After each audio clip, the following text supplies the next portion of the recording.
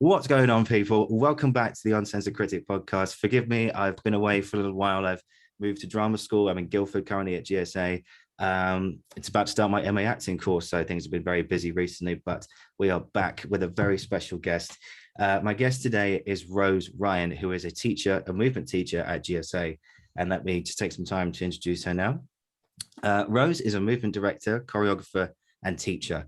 After completing a degree in creative arts at Bretton Hall, she actually trained at the Larbin Centre. She has recently achieved a distinction for MA in movement, directing and teaching at the Royal Central School of Speech and Drama. Currently, she is a movement tutor at GSA, developing a new and innovative curriculum for actors whilst working as a freelance movement director. As a lead movement tutor at GSA on the BA and MA acting programs, she is developing an innovative and extensive curriculum for actors. She has developed programs at ArtsEd as part of the Accelerate program and on their Easter and summer schools. Rose has taught undergrad and postgrad courses at Central and also experience in further education. Experience also include being subject leader for dance and developing courses across a range of subjects, including H&N courses in dance and performance. She has extensive dance and theatre experience and over 25 years worth of experience across the arts industry in general, with particular focus on the education sector, colleges, schools, youth theatres, and as part of the Royal National Theatre Education Programme. She has developed an integrative approach to movement that is informed by her eclectic experiences, intuition, and curiosity in life and art.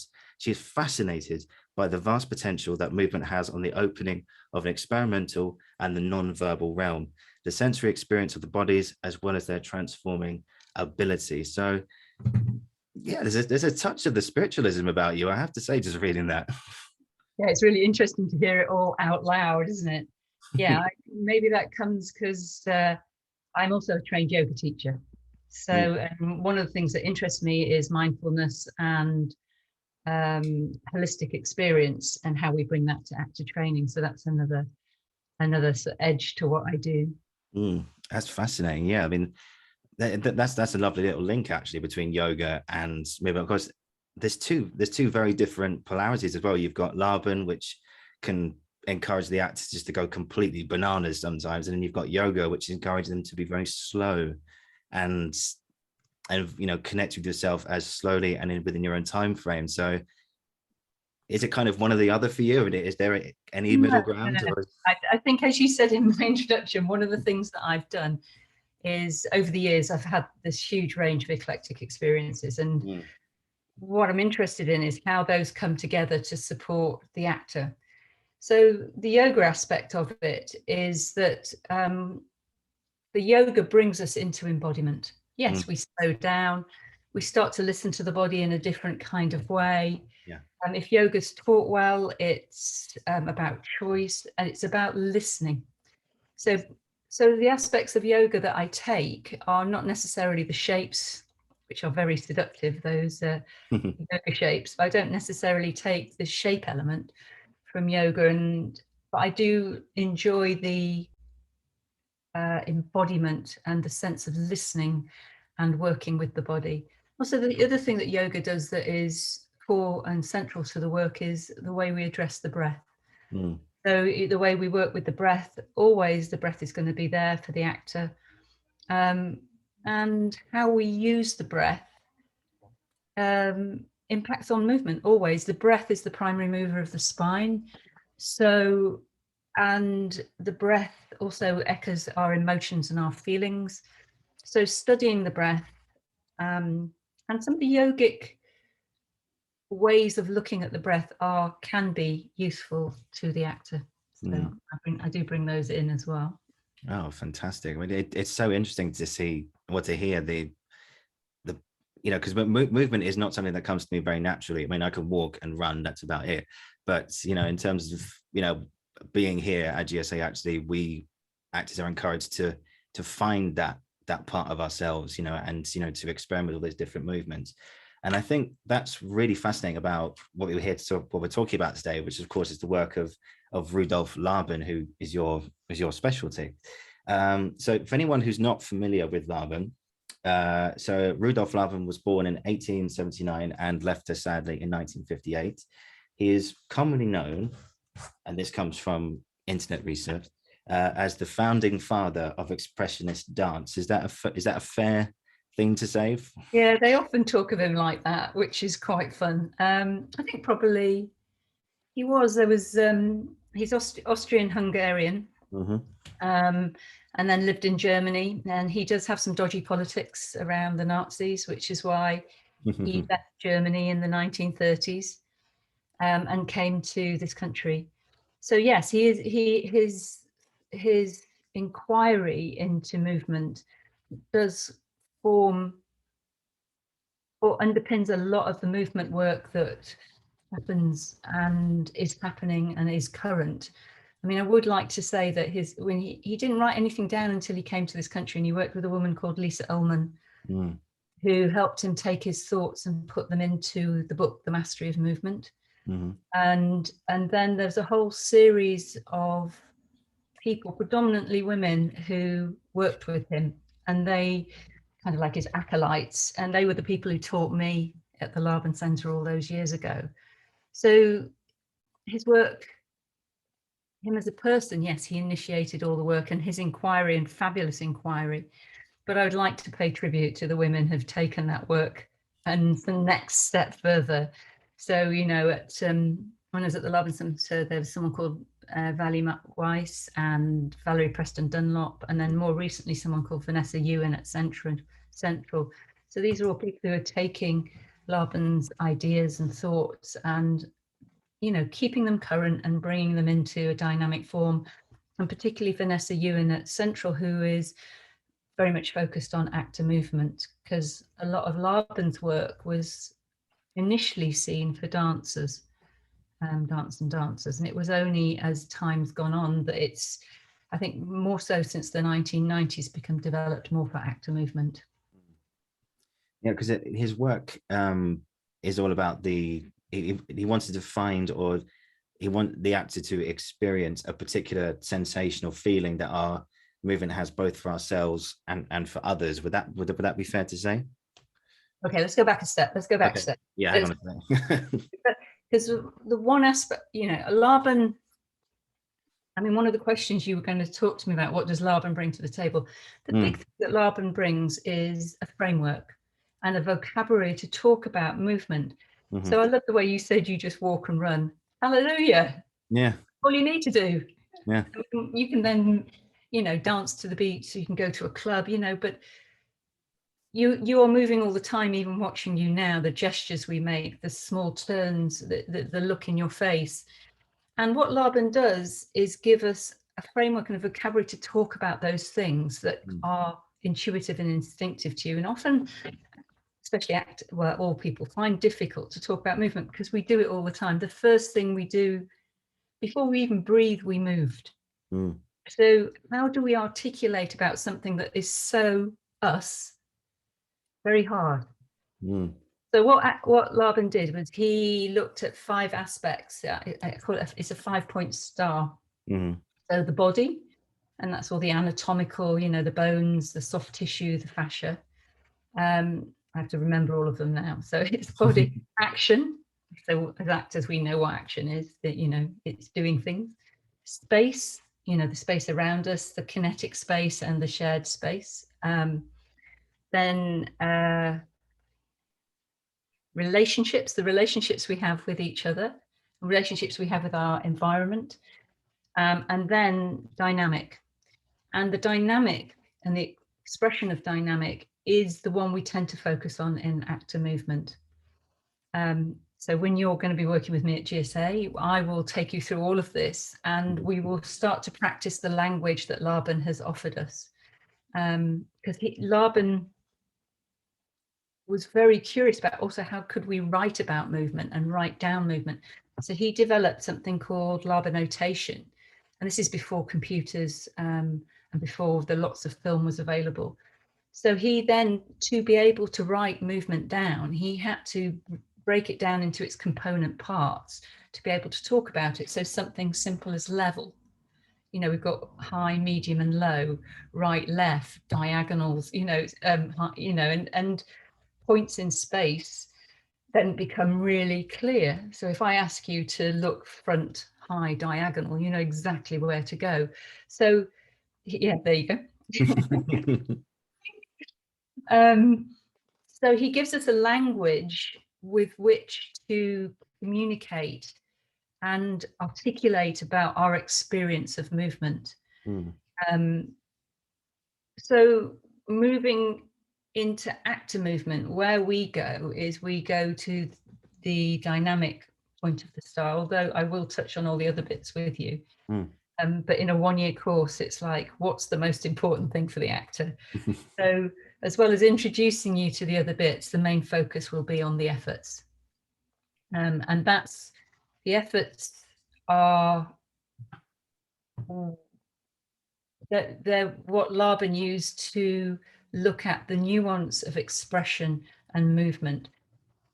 So they go back down to, he has what he calls motion factors: weight, time, space. To that I've added breath. And so we start by examining them and understanding them. And when we're working with movement, understanding doesn't come through sitting and talking about these things. Talk about them for all you want, but your body, you know, so when I'm thinking about body, I'm thinking about the brain and the body and the mind, and everything comes together. So I'm not, and we talked about this before, we're not leaving any bits of you outside. So we're not leaving troubles at the door. Everything comes into the space, and that's what we work with. And we work through fully embodied practice.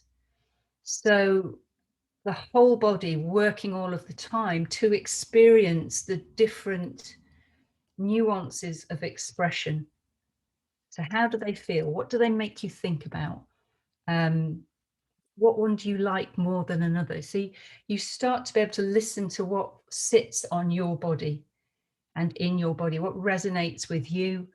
And then from that, we can begin to use those efforts to create character.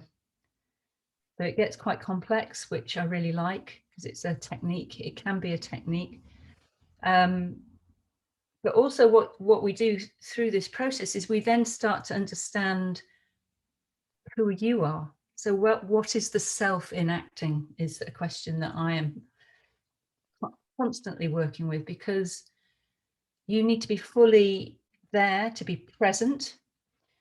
But what acting is a technique, and through imagination you're creating these characters that are telling narrative and story. And what my job is in movement is to bring you into consciousness of the nuances of movement, so that you can use them to tell story and create character the very best you can. Wow. That's, mine just exploded right now. That's so interesting. I mean, there's a production which comes to mind. Did you manage to catch Frankenstein at the National a few years ago? Well, a few years ago, nearly 10 years ago, in fact, now. But it's on Amazon Prime now, isn't it? Yeah, Amazon Prime, yeah.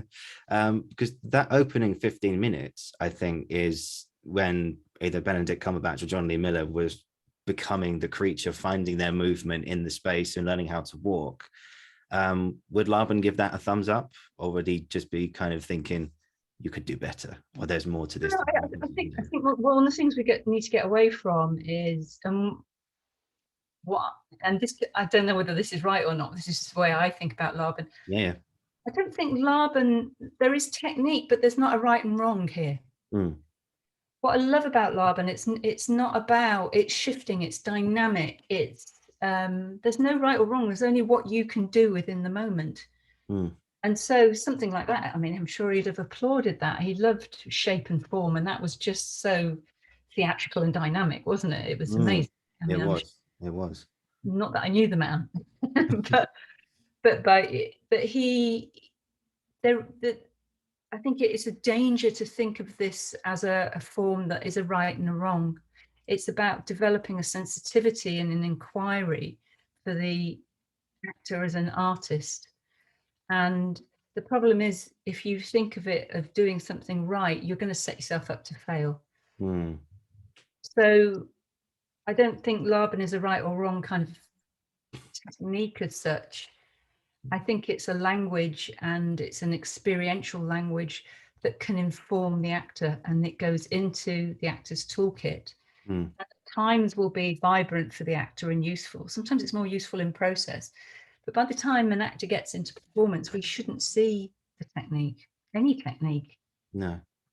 In fact, I'm deeply disturbed if I go to the theatre and see technique. I'm like, there's something wrong here. Because what I want, the reason I go to the theatre is to be fully immersed in the world that is being created for me, in the story. And I completely believe the characters. And if I don't, I'm going, disappointed. Yeah. Well, so when you say technique, do you mean it's like you can see someone trying too hard, or someone not really believing in the material, so, or just someone who's not in the moment, who's constantly thinking about like what's my next line, or what's the next movement? I think that's interesting, isn't it? There's a whole interesting discussion here about when you watch theatre, when something doesn't feel quite right. And I haven't got any answers for that, what that might be. Some of it might be to be not being in the moment. Some of it might be, dropping lines is actually unforgivable. But equally is forgetting moves. You should be rehearsed to the point that this should be of ease. It's a piece of artistry. It's not something you should be stumbling through, unless to stumble is what you're expected to do. And I think when an actor is not well prepared, the audience feels insecure. And that interests me. It's like, if I feel unsafe in the audience, I suspect it's to do with the lack of preparation for the actor on stage. And that's not always the actor's fault. We have money constraints, we have rehearsal constraints, there's all sorts that can lead to that situation happening. But it interests me, that feeling when we're like, why is something more comfortable to watch than another? And actually, someone else might experience something completely different in the audience. Well, so that interests me. So I haven't got an answer to why. I do know there are performances I've seen where I've gone, actually, I feel a bit awkward about this. And I suspect it's lack of preparation more than anything, and not to do with people's talent or technique or anything. Theatre is a craft where, what I love about it, it's about practice. And that's what we do at GSA, and that's what I encourage you as actors to do, is what is your practice? Because a lot of my work around actors came from the place of, I trained as a dancer and a musician, and so every day I would take class, and then I'd go back and do my scales and my studies. And my acting friends, I'd be going, "What are you doing?" And they're like, "Well, we're just hanging out." And I thought, "Well, how are you going to be audition ready?" And they're like, "Well, we're fine with little lines." I was like, puzzled by this. And I think what movement brings for you as the actor is the practice. I hope so. Excuse me. Yep. Bless you. So one of the things that I hope we engender at GSA is a sense of your own self-practice, and that, learning about something like Larbin, or growing, learning, about your imagination, is not something that will happen overnight. No. You have to practice. You have to go away and practice. And movement, you need to practice 3 or 4 times a week. And when you leave and you're looking for work, the actors that I think now work have got their own practice. They've got their movement practices, they've got voice practices, and they're doing them daily. And so when auditions come up, they're audition ready. And so gone are the days where actors hang out just watching the dancers go off and do their stuff. So actors, and I might be doing people down, I think there's probably people out there who've always done something like that. But one of the things that I do try and do very much at GSA is engender practice in you. And that is, it might be for you who loves walking, it might be walking around the park every day. It doesn't need to be set exercises. It might be reading fiction to encourage your imagination. So practice, we need to sort of maybe redefine what practice is for us, because it'll be different for each of us. Mm. And also practice is dynamic, you know, so I know one day I'll go through, I've got a whole series of things that I like to do around the breath, some yoga based work, some singing, and then another day I'll go swimming. Both are my practice, both feed me as an artist, but do different things. And it depending on what I need to do or what I'm working on at the time, depends on what my practice will be. Yeah, because practice is key, because I think I think I read somewhere that actors, they don't practice. You look at a musician or a dancer, someone who plays the piano or plays the guitar will play their instrument all day long just to keep it all fresh up there. And same with dancers as well, like the stretching, as you said, yoga, it's a physical activity like swimming and stuff like that. But actors, we need to be careful not to fall into that trap of, we haven't got anything on at the moment, therefore we're not going to read a new play, or we're not going to go back to an old monologue we did of Shakespeare and think, okay, what else can we do with this now, because there's just limitless options for Shakespeare. But that's a really good message to hear, actually, and just to say, look, all us creatives, we need to keep practicing. We all need to be actively involved in our craft day in, day out, even if we're not working, and if you're not doing it, then something's not right. Either you're not enjoying it or it isn't for you anymore. But I think we've all done bad auditions. We've all been not prepared for classes. We've all turned up and forgotten our lines. And I did a RADA exam once. I got there and I didn't know the poem because I tried to learn it the night before thinking I'd be okay, and I really wasn't. Oh, that was a moment to forget. Here you go. No. The thing that's really important here, we are going to make mistakes. Yeah. So something I fundamentally believe in, creativity is about making mistakes. Hugely. Art is knowing which ones to keep. And you learn, the challenge for you is to learn by your mistakes. So like that at RADA, learn that you tried to do it the night before and you couldn't remember it. What that's on record now. Great. I can see it in your face. But you learned from it. You gained from it. I bet you haven't done that again. No, I really haven't. Great. That's going to be right. That's on the record now. Great. Why did I do that? Oh no. Well, never mind. But yeah. Don't, anyone watching, or listening, don't do that. Don't prepare the night before, especially if you're trying to learn a sonnet and you're still getting to terms with the rhythmic structure of the iambic pentameter. Yeah, don't do that. So anyways, more specifically about Larbin, let's just delve into more of the specifics. His work entitles, quote, efforts, the various strands of movement, and they are key efforts that are expressed when we're given a certain instruction. So the efforts are floating, dabbing, ringing, thrusting, pressing, flicking, slashing, and gliding. Do you have a favorite? That's interesting, because that's one of the things I'm going to do with you is, what are your favorites? I think I have different ones at different times. As a teacher, I tend to glide a lot. You, and then you. And we'll do this. And because what gliding does is gives me space to think, before, and be really direct. So, but I'm a bit of a slasher as well. I'm like, I've had a really good thought, yeah,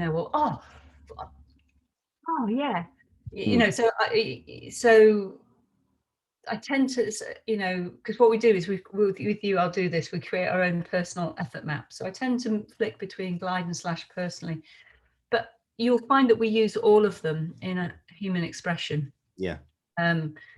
And to be remembered that each of the efforts can be done on any emotion or any feeling. There's a tendency to think sometimes about efforts like thrust is, can be very aggressive, but we can also thrust for joy.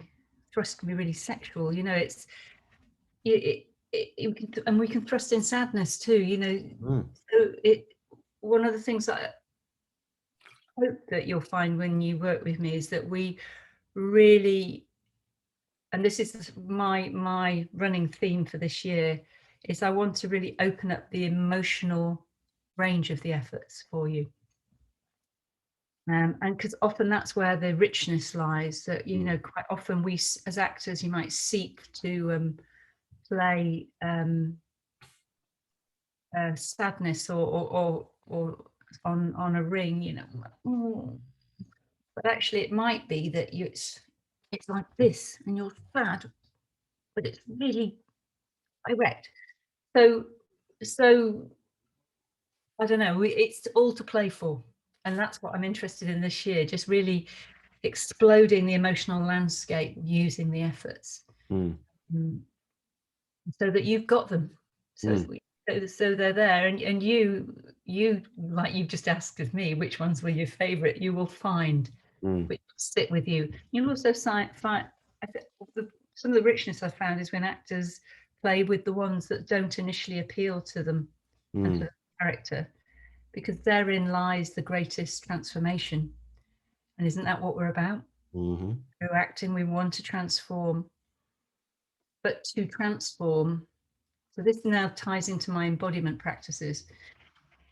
And again, something I hopefully will share when we're in the room together, is that transformation feels weird. So those moments when you're in the rehearsal space and you're going, this doesn't feel good, Rose, or this is a bit odd, I'm going, so part of my job is to get you comfortable with what the weird, because otherwise you would just play to your type all the time, which is great. We need to understand our type. We need to do that, but we also need to have a range. And transformation is that lovely edge where it feels awkward and difficult and odd. And rather than shying away from that, what I'm hoping in these next few months is you'll go, I love the weird. I'm going to sit in the weird. I'm going to do the weird bits. Because I think there you'll find the ability to transform, is my hope. Oh, I mean, it's definitely scary going into the weird at first, because you're thinking to yourself, I don't usually do this. I don't dab, I don't thrust, I don't ring, I don't, well, press anything. You know, if it's so interesting because obviously I did get an introduction to this back in January before I sort of pressed pause and came back. But yeah, it's really interesting because after my personal experience of one of your sessions, you know, Larbin, it pulls you in so many different directions, you know, and it's like one minute you're sitting down, then you stand up, then you sit down, and up again, and then you stand up, and you're expecting to sit down again. It's like, no, stand up, no, keep standing up, no, stay there, okay, now sit down again. It's like, and it's that, and you walk away from it feeling, you know, physically exhilarated. I mean, you don't actually, from my experience, you don't leave the room exhausted, although that settles in a bit later, but you walked away thinking, particularly after like I think it was a thrust session or a slash session, and yeah, I think I got a bit carried away once because we were in our rooms for that. I had an empty water bottle, and you were just going, come on, just more of this, more of that. I might have opened up my door and just thrown an empty bottle of water down the corridor, because that's where it takes you. That's where it takes you. And it's funny enough, for my flatmates at the time just walked out and said, guys, who threw that water bottle down the corridor? I said, oh yeah, that was me. we were doing Larbin, and then she went, oh, okay. And so you just say we're doing Larbin, and then suddenly it makes sense. But yeah, but that's, you know, I think so. In terms of like what you want your students to feel when they're doing an extreme, well, I think, I'm not sure it's fair to say every Larbin, they all push you to a new level. It's like some things you might find within yourself, and others you're thinking, okay, this is not me at all. But so, as you just said, now embrace the weird. And what's the best way of just, this might seem like a silly question, but what's the best way of embracing the weird and just going for it? Is it simply just forget about judgment and just jump in? Okay, let me go back a little bit, because actually your experience was online, and it's so interesting to hear how you received that. Yeah. And so thank you for that. We did what we could.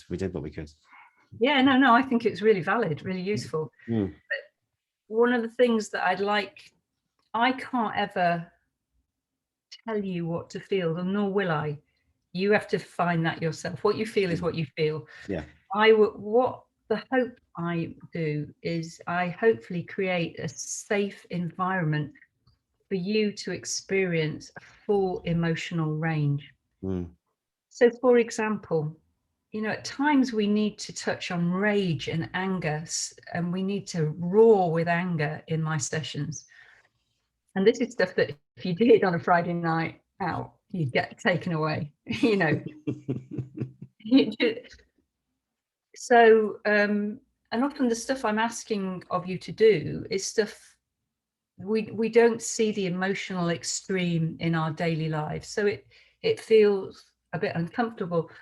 But all the plays that we work on are often driven by trauma or extreme emotions. Not always. I quite like the ones that are sort of underplayed, but often there's some trauma or and often violence or sexual trauma that has initiated whatever the drama is within the work. And within that, there might need to be the extremes of emotion. Now, as an actor, if you haven't practiced those in a safe space, if you haven't touched that blind anger safely, how are you going to put that on stage? And actually, I really wouldn't want an actor drawing on their own personal experience of blind anger, because it's so potent. Yeah. It would be dangerous in the rehearsal space. So you need to know and how to create the feelings and the emotions safely. But they still need to have that extreme, because the play might demand it, or the narrative might demand it. And this is something that interests me, and a lot of my research around trauma and emotion is that emotions are a physiological event. They create, hormones, things actually happen to the body when we're in a state of love. It's huge for us. Yeah. So how can I get the actor to recreate that without being in love? They've got to be able to show love without all those hormones and things running around their body. And that's what the efforts allow us to do. But first off, you have to feel safe in the space. You have to be able to trust the people you're working with. Yeah. And you have to understand the separation between the self and the work, so that you can reach you can fulfill the full range of emotional engagement and then walk away and go and get your lunch. And not come out of the sessions traumatized. Now, I'm aware a lot of my work does often rustle up things in people and trigger it. At times it does trigger. So there's a trigger warning here for anyone who comes to do my sessions. What I'm asking of you is to move every cell in your body, and sometimes cells hold memories. So if you are triggered, I try and sit with people, talk it through. We have support services at Surrey to deal with these things, but it's not a bad thing if you're triggered. What thing to do is to know what's triggered you and how you don't go to that in a professional situation. Because I'm in a learning, I'm teaching, I'm holding the space for you. So the learning from a situation like that, our feelings are really valid, and if somebody's experienced something traumatic and it's triggered through a session, that is really valid and valuable, those feelings. And I'm there to support and help. And there are other things wrapped around. If I can't be the person to help, because I might not be, there are other support services that can step in and you can talk to. But does that make it clear that it's a safe environment to experience the range of the human condition and human emotions? Yeah. What was the nub of your question, the very last bit? It was something. I think it was something about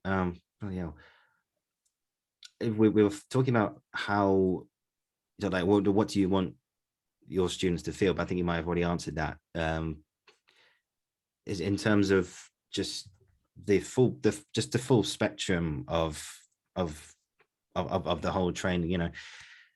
To be honest, I can't really remember, but I think, but that's an interesting build on to, you know, we may be triggered by, well, I'm sure most of us, we might be, I'm not sure, but if we are triggered, I think that is so important to get it out of our system, because if we're carrying around these emotional traumas and everything else, you know, we're never going to be able to just kind of just progress or just move on. Can I stop you there? Because I think Yeah. there are lots of people who've been through lots of trauma who can and do act beautifully and brilliantly. I'm sure, yeah.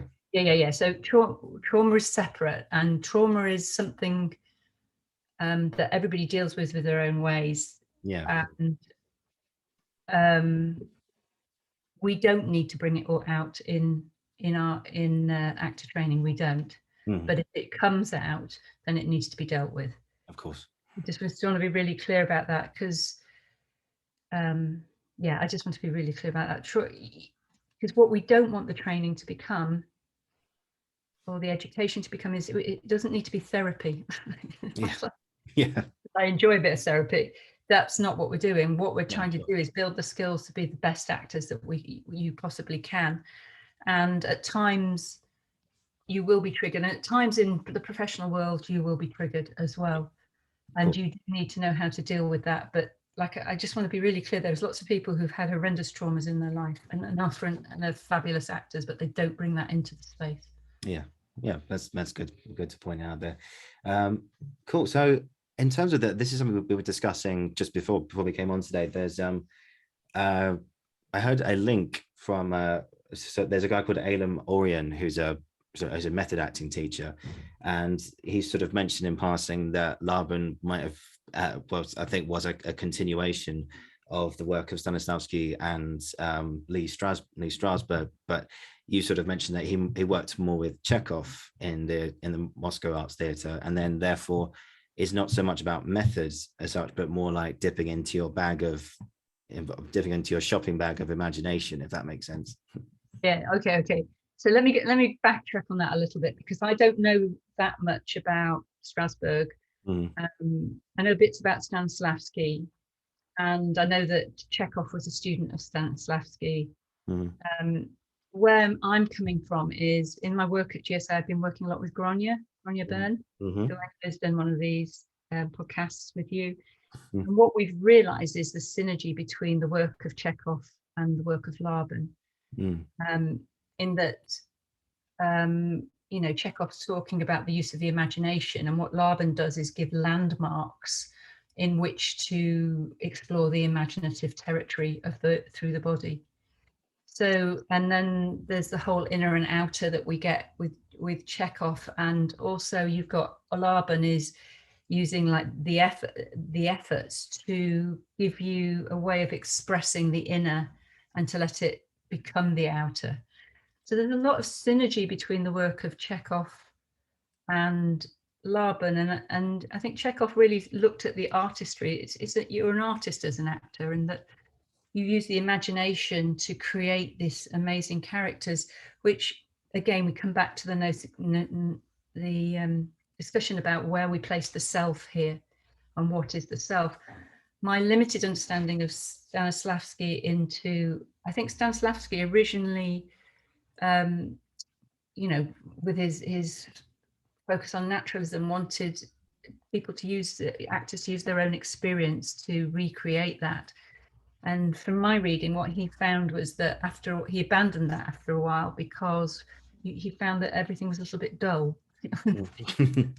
It was led to actors being, it didn't work from my understanding, and that what actors need is techniques that allow them to we've talked about that transition, to transform, to be something different. I mean, we talked a bit about Daniel Day-Lewis and the extremes of how method can be perceived. And you sort of said to me, Strasberg isn't about that. So that is of interest. I mean, as an intimacy coordinator, I think it's really dangerous if actors are drawing on personal experience to create the illusion of intimacy. I would like to, you know, intimacy should be about the character and the narrative and not about. So we shouldn't hear an actor's own sex sounds, for example. No. So there's something about safety here that, I think what my understanding of the work of Larbin and Chekhov, what that gives the actor is technique and tools, and it through imagination to move beyond the self and to find character, so that after they've been working, they can then switch off and go and get their lunch, and it's fine. I think something we talked about before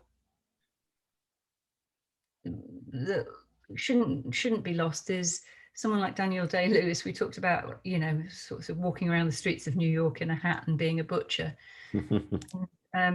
Research is really important for an actor. And how you do that research, and possibly for someone like him, he needs to experience it. I think through movement, and one of Laban's things is his object was to get the actors thinking through movement. This is a whole kind of the consciousness of it. And sometimes research isn't sat looking at Google. Google can only give us so much. It's an experience. You might need to experience, if you have to, butcher a lamb, you might need to go and butcher a lamb to just feel what that's like, to then be able to offer that specific action in the play. So there's a line between research and then that sort of what I understood as sort of the method stuff, losing the self in that. And I would actually ask of actors not to lose their self in what they're doing, just from a safety perspective. Keep yourself, stay safe. I wrote down a few notes about all of that. I've got here, embodied work helps understand the internal impulse and develop an expressive body that can make precise choices. Wow. And I think that's what Larbin and Chekhov is doing. They're both seeking that embodied work to understand, feelings, emotions, thoughts, and then we need to express it to an audience. And I talk about being deadly. We make precise choices. So you can find when I'm working in the room with you, I don't do wafting. People always think I'm a wafter, but I'm not. I like things to be clear, precise, rehearsed, practiced, and then they soften. Once you do all that work, everything softens, and you get these wonderful performances that, when you're watching a performance, you should just be engaged with the story and the character telling that story. Yeah, that's fascinating. That actually brings on to another question I think I sent to you. When you see, like, when you're teaching or when you're in the audience for a Larbin project, or when you're watching us do our thing, as an audience member or as a spectator, when you see Larbin and in full flow and all of us engaging with all the efforts, what does that do, like, from an audience perspective? Is it quite a spiritual experience, us going through all these different movements, or how does it feel watching it from the outside? I shouldn't see them. I mean, it should just be, all I should do is be engaged with the character and the narrative. That's it. And it's a tool. It's your job as an actor to tell the story.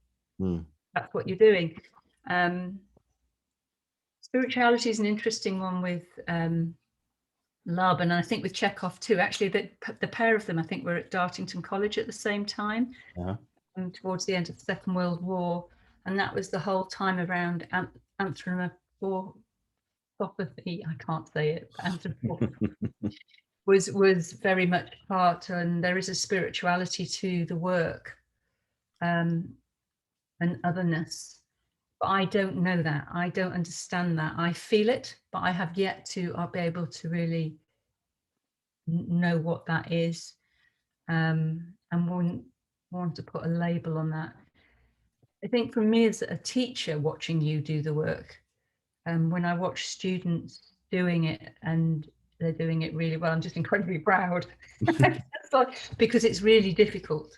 Yeah. I mean, what I'm asking of, and this all makes sense to you as you do the course, but you create an effort duo, which is the internal and the external. There's things called codes and keys, which give us insight into the character about their age, status, all of those things. So you've got those three things happening. Then on top of that, you've got the language, which is then you use a precise score of efforts to create the landscape of the language. So you've got 5 things going on at the same time. And that is why it's a practice. It's a lot to be doing all at the same time. But when you practice it through the rehearsal process and it's done well, it is just seamless. And that's what I see. I see seamless. I just see actors. I just see the story. Yeah. You just see the story. That's I see the story. I see the story. Yeah, it's so interesting. I mean, because then I think afterwards, when you go to a text, after sort of throwing your body into the space, and then you discover what you need to discover, and then suddenly it makes that process, your physicality starts to change. You suddenly get this freedom on stage. Suddenly you don't feel constricted by nerves anymore. You don't feel, like you're jittering or anything like that, because once you've given your body to the space, and then you release all kinds of fears of trying to get it right, or fears of failure, or anything like that, and you just go there and you throw yourself in and you sort of emerge. I don't want to say I suppose a bit like a caterpillar coming out of the cocoon in a way. It's like you release all those restrictions on yourself, and suddenly there's this freedom as a result. And I think another question was, what can movement do that, in your opinion, what can movement do that text can't do? And I think if you've just got a text, you've just got the words, you haven't got any sort of physical direction, but with the movement, it gives you that freedom to then go on stage, all that stuff. Okay, let me pick on that. There's 2 things. First off, you need to trust the work, trust the process. Yes. And hopefully you'll get great directors that will work with you. You'll have movement directors, intimacy coordinators, sound designers, voice coaches. Trust the work, do the work. First off, do the work. Yeah, of course. Yeah. And then trust that the work that you've done, that's what gives you that freedom on stage.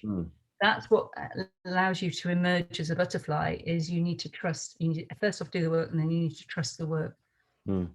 Then the second about what does movement give that text doesn't? If we look at how we communicate, 55% of the information offered to us comes through movement. 20% comes through the tone of the voice, and the rest, which is about 4 or 5%, is through the words. Only 4 or 5%. Yeah. So why do we spend so long sat at tables reading words? Words are important. They're potent. They come through a physical manifestation of making marks on a page, and they are an expression of a physicality. They're an expression of our sensing body. And what we have to do through the words is unpick to find out what that is. But I think one of my frustrations is too often in theatre we focus too much on the words. The audience will read your character the minute you step on stage, before you've even opened your mouth. The way you breathe, the way you hold yourself, the pace at which you walk. They will make all these cultural links and understandings. And we need, the latest research that I've been looking at is actually we move to think. We don't think to move. Okay, so the way thought and cognition has developed is through movement. So through moving, when we're hunters and gatherers, suddenly we had to start because we come up onto two feet, 2 legs. We have to think about, where's the food? It's in the distance. Is there something chasing me? And suddenly the cognitive processes started to happen, which is how the frontal cortex is developed. It didn't develop by thinking about it. We developed by moving and needing to think. So always learn your lines walking around. Never learn lines sat down, because what we know when we put feet onto the earth, every time you put your foot down, it sends a rush of blood to the heart and the brain. I didn't know that. And IQ in this country is dropping because people are more sedentary. So equally, every time you place your foot down on the ground, we produce something called osteocline, which they thought was about building bone density, but in fact, it anchors memory. Hence, learn your lines on the move.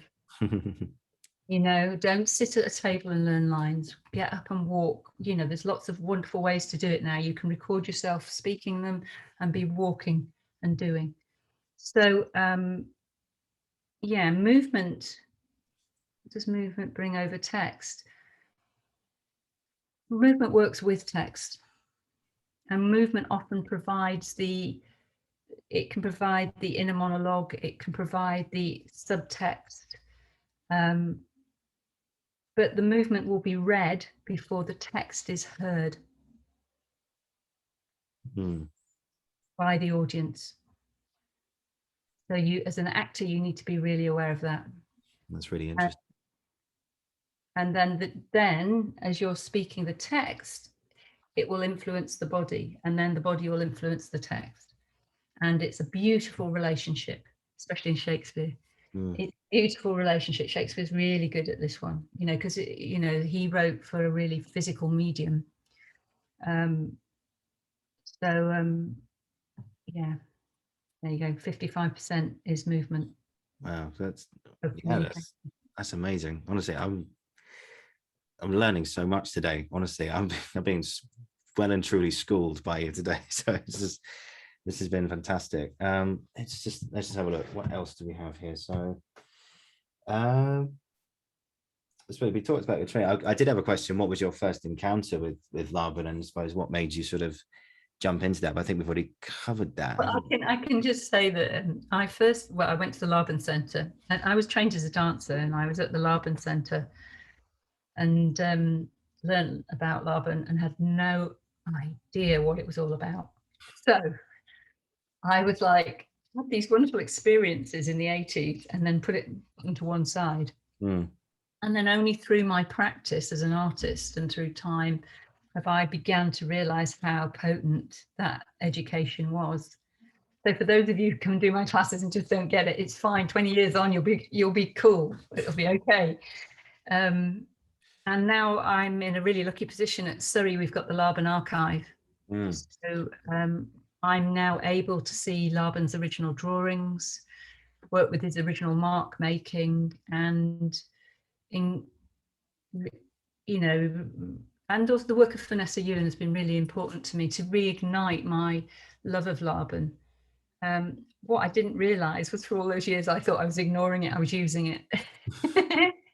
Because once you experience it and it's in your body, it's there forever. Yeah. And I think I feel that I now access it more articulately than I did for those years. But yeah, so my first introduction to Larbin was one of, oh, what is this? What is going on? I have no idea what's going on. In fact, just recently I've gone back over all my notes from when I was at the Larbin Centre, just to retouch that time and realize how formative it was for me. And then I have a project that I'd like to do. Is one of my older teachers is still alive, who knew Larbin, is to get her to come and talk about actor movement, the archive, and then work with some of our students. And then Vanessa Ewan, who's developed a lot of the actor movement work of Larbin, and work with our students, and then to put the two of them in a room together and talk about actor movement from a Larbin perspective, I think would just be, oh, that'd be amazing, fabulous. And it would help me. I can understand what it is, because I understand, you know, as a teacher, I understand enough, and I love it enough to be able to share it with you. But it's a dynamic thing, isn't it? Learning. There's other aspects of Larbin which do delve into the spirituality that, and he takes into you know, he brings in the fourth motion factor, which is flow, and then it goes into, you haven't just got the efforts, you have these states of being. I'm not there yet. I'm reading about them. You'll get there. You'll get there. And at some point, I'd just love a group of you guys in a studio space, and we can just explore what that might look like. But Let's do it. Let's do it. Yeah, that's going to be the next project. But it's, the key is to keep learning. I think that's something Chekhov said, that about keep growing your craft. And I think that's what Laban did. And all the way up to his death, he was positing new ideas and new ways of looking at movement. And so his legacy is one of dynamic change. Just keep learning, keep growing, keep doing what you're doing. I think we've kind of covered everything really there. But one thing I just thinking about there, by the way, you've got that on tape now. You want those two people to sit in that room, so we're putting this out to the universe now, and hopefully that will manifest itself one way or another in the future for you. But I think it's funny because I did another episode with Sabs talking about her experience of actually working with Jack Lecoq and everything else, and then she got to know the man. And sadly, you didn't get the chance to work with Larbin, unfortunately. But if he was alive now, if he was still with us, if there's one question you could ask him, what would it be? Wow, who knows? I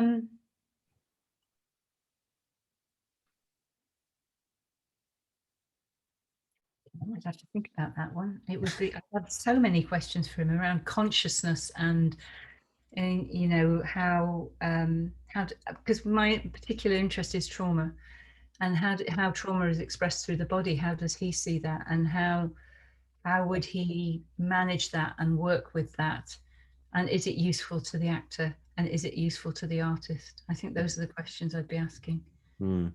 Because I think there's just so many things. I mean, just really open up my eyes to it now. It's great to sort of talk about this from a sort of theoretical side, but come next week, I think you're my very first lesson next week. I'm going to see you on Monday. Monday, yeah, you're my 2 days time. You're going to be moving around that studio. I'll be like, I'm so ready for this. I'll listen to this episode back and be like, okay, now I know what to do. This is great. I think that is a wonderful place to sort of call it really there. I mean, Rose, thank you so much for today. I've learned so much. I am moving into the spiritual realm right now, without sounding a bit too silly, but I'm just feeling like a totally different energy in the room now. And all from like the way you articulated all his ideas, like talking about your love for it, and I can feel your passion for it as well, and how much you love it. And just promise me you keep this up, keep going, keep learning, keep sticking with Larbin, and long may you reign at GSA with all this stuff. And so just a big thank you for and of course thank you for your time today as well. It's been so nice for you to take time out of your weekend to speak to me today. And this has been wonderful. So guys, thank you so much again for joining in. This has been the Uncensored Critic, and I will be back soon. So once again, if you just stick around after the recording, Rose, I'll say goodbye to you face to face, but I'll just press finish to record now. Just say bye to everyone. Bye to everyone. Bye everyone. In the studio. See you in the studio. If any of you guys listening, I'll see you next week. But guys, thank you so much. And take it easy.